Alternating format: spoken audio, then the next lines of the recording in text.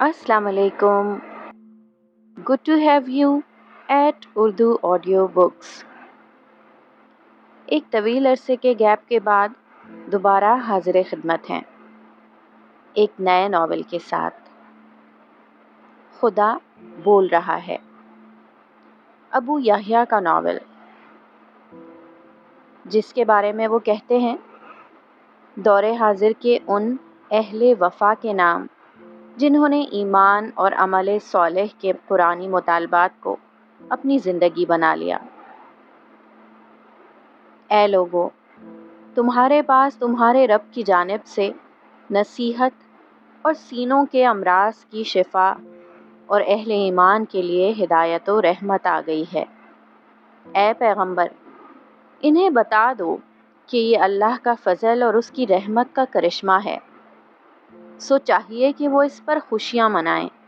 یہ اس سے بہتر ہے جو کچھ وہ جمع کر رہے ہیں. سورہ یونس آیت نمبر 57-58. خدائے رحمان نے قرآن کی تعلیم دی.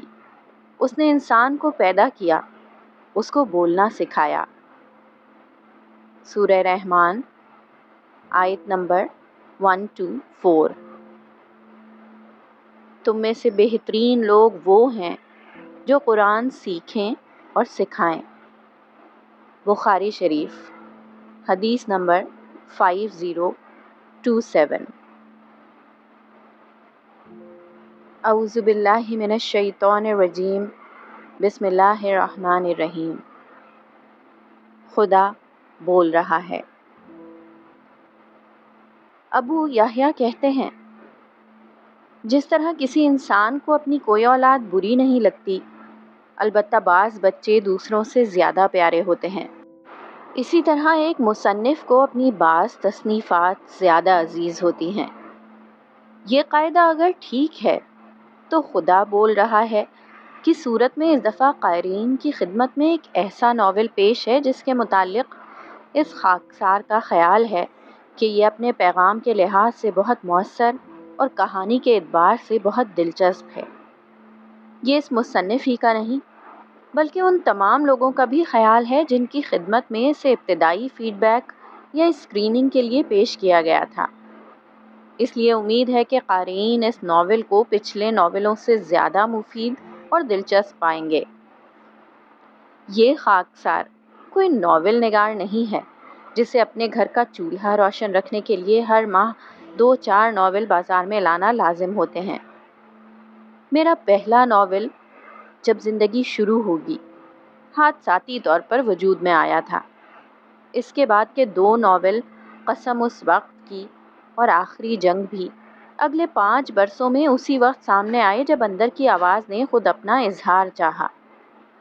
پیش نظر ناول خدا بول رہا ہے بھی اندر کی اسی آواز کا اظہار ہے، لیکن یہ آواز اس دفعہ کیا پیغام دے رہی ہے، اس کا کچھ پس منظر مجھے بیان کرنا ہوگا. اس دنیا میں حیات کا پورا کارخانہ اس بارش کے اوپر منحصر ہے جو آسمان سے برستی اور اہل زمین کے سوکھے لبوں اور دھرتی کے پیاسے وجود کو سیراب کر دیتی ہے. لیکن آسمان سے باران رحمت صرف بارش ہی کی شکل میں نہیں برستا بلکہ وحی ربانی کی شکل میں بھی نازل ہوتا رہا ہے. آخری دفعہ رحمت کی یہ بارش عرب کے صحرا پر ہوئی تھی اور پھر وہاں سے بہنے والے ہدایت کے سرچشموں نے کل عالم کو سیراب کیا تھا. خوش قسمتی سے فیضان الہی کی یہ بارش قرآن مجید کی شکل میں ابدی طور پر محفوظ کر کے انسان کے حوالے کر دی گئی ہے. قرآن مجید مسلمانوں کی مقدس کتاب کا نام نہیں، یہ در حقیقت کلام الہی ہے. اس کی شکل میں خدا ہے جو ہمارے سامنے بول رہا ہے. اس کی صورت میں نبی کریم علیہ السلام کی دعوت ہے جو آج بھی پوری طرح زندہ و تابندہ ہے.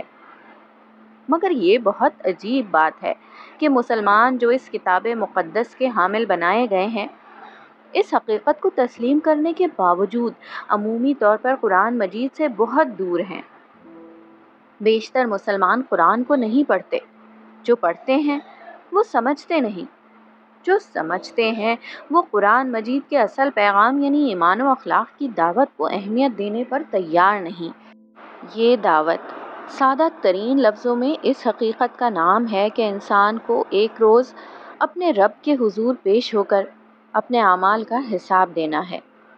اس روز جس کے اعمال قرآن میں بیان کردہ خدائی مطالبات کے مطابق ہوئے، وہ ابدی بادشاہی سے سرفراز کیا جائے گا، اور جس نے ان مطالبات کو نظر انداز کیا اس کا ٹھکانہ جہنم ہوگا۔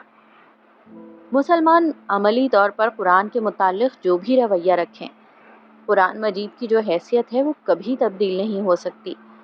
مرنے کے ساتھ ہی ہر شخص جان لے گا کہ جو کچھ قرآن مجید نے کہا تھا وہ لفظ بلفظ درست ثابت ہو چکا ہے۔ جس کو اس نے اصل مسئلہ بتایا تھا وہی اصل مسئلہ نکلا، جس کو اس نے غیر اہم قرار دیا تھا وہ غیر اہم نکلا، جس کو اس نے سیر کہا تھا وہی سیر نکلا، جس کو اس نے ماشا کہا تھا وہ ماشا ہی نکلا۔ قرآن نے خدائے واحد کی طرف بلایا تھا، اور روز قیامت لوگ اپنی آنکھوں سے دیکھیں گے کہ اس کے سوا نہ دنیا میں کسی کے پاس کوئی طاقت و اختیار تھا نہ اب ہے۔ اس نے جنت کی فلاح کی طرف بلایا تھا، اور لوگ دیکھیں گے کہ جنت کے سوا کہیں عافیت اور نعمت موجود نہیں۔ اس نے جہنم کے عذاب سے ڈرایا تھا، اور لوگ دیکھیں گے کہ اس کا عذاب واقعی ناقابل برداشت ہے۔ اس نے دنیا کے ان مسائل سے جان بوجھ کر پہلو تہی کی تھی جن کے درد میں لوگ مرے جاتے تھے، اور اس روز سب دیکھیں گے کہ وہ دنیا اپنے مسائل سمیت ہمیشہ کے لیے فنا کر دی گئی ہے۔ اس نے عمل صالح کو جنت کا ضامن قرار دے کر اس کی ہر تفصیل بیان کر دی تھی، اور ہر شخص دیکھ لے گا کہ اس سے ہٹ کر کیا گیا ہر عمل خدائی میزان میں بے وزن ہو گیا۔ اس روز سب جان لیں گے کہ قرآن کی ہر بات سچ ثابت ہوئی اور ہر ترجیح اہم تر نکلی۔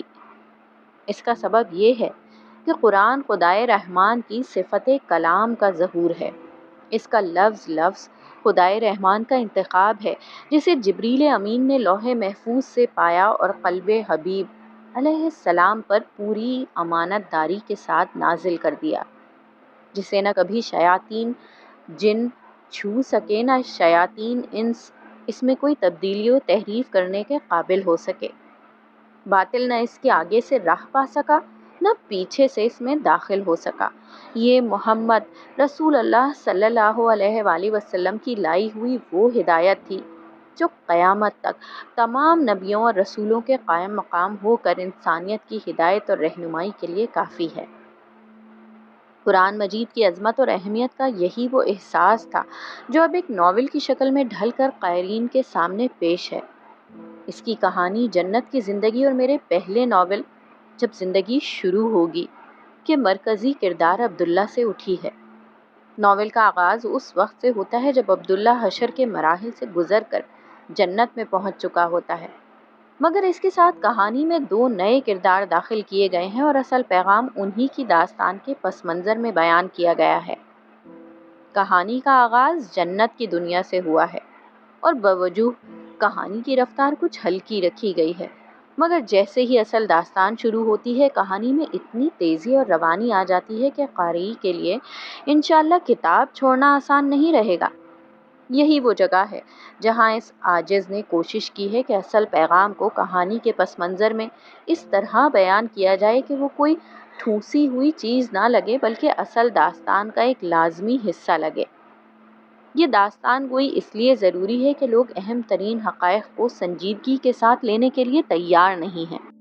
ایسے میں شاید یہ داستان سرائی ہی لوگوں کو خزانے کے اس نقشے کی طرف متوجہ کر دے جسے عرف عام میں قرآن مجید کہا جاتا ہے۔